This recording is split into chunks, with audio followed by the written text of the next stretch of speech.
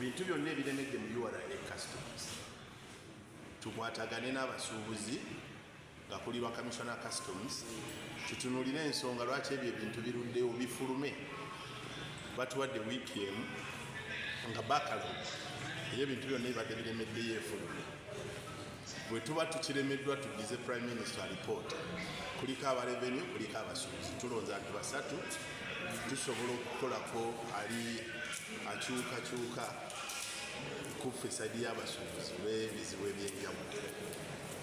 Ensonga endala tukkiriziganyiza nti ku kyabbali ye oli alina amaanyi n'obusobozi obuyisaawo invoice akozese invoice value kubanga eyo ndagaano ya WTO Gut Valuation Agreement. If you can stand n'empapula zo okozesa naye bwe kiba kigaana tugenda kwetegereza Commissioner General yeeyamye nti abantu bagamba musolo mungi naffe tugamba musolo gusaanidde.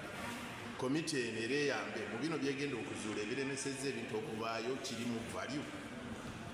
Ne Commissioner Customs aleese ekirowoozo nti tutule na buli sekita agitunuulire bw'ogamba $6 nze omusuubuzi ngula $4 naye seekakasa bulungi empapula zo katuyite wakati twongereko ketwongera nange eri mu 6 kanveeyo eryo ekkubo tubadde tulikozesa naye nga teri official kati bifuuka official kijja kuyamba nti nga Commissioner tannayongeza muwendo gwa bbali gwonna alina okusooka okuingeejinga sekita ekyomukisa nti mu bukulembeze bwaffe tulina basekita leaders ndabirwamu byatika spare ngatto ngoye nkadde ngatto nkadde byonna buli kimu kirina committee tugikwataganye ne evaluation section ya customs tuveeyo n'emiwendo bwe gye balowooza ne URA gye erowooza tulondewo omuwendo ogutusobozesa okukola. Ekirala tusabye ku nsonga enkulu ennyo eya regional market. Uganda yali efuuse Dubai ng'abantu bonna bwe bagula kati ate ffe twafuuka abasaka. Bwebanga poliisi ya gavumenti kwekyo egikyuseemu kubanga etunyiga tuddemu okufuna emiwendo egiri competitive mu East Africa ng'ebintu bye tuleeta tusobola okubituula.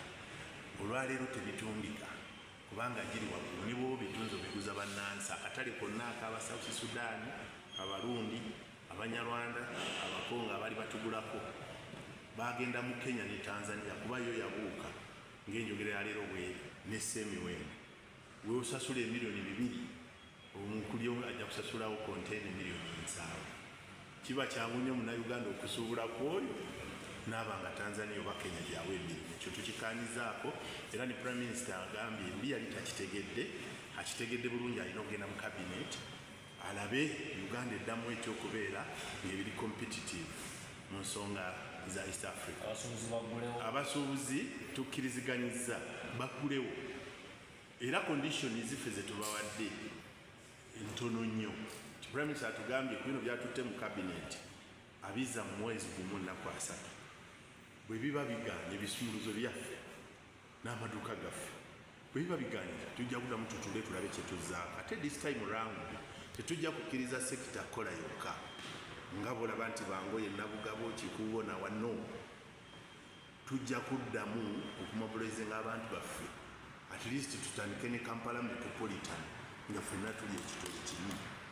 Nze ng'omuntu ndi munyiivu nga chairman wa Kasita omujja ndi munyiivu eri enkola ey'okulekanga abantu abafunye ekizibu bakyemalire bokka.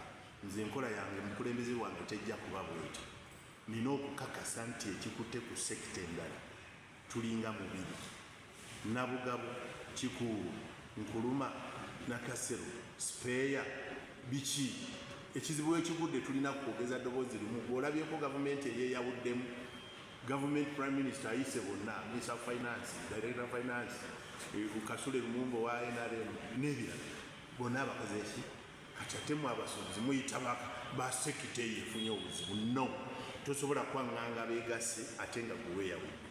Eyo emesegi yange eri abasuubuzi bonna aba Uganda nti time is now tuzuukuse omwoyo gwaffe guli ogwali gwafa nga tuwulira nga abakutte ku mubiri gwegumu.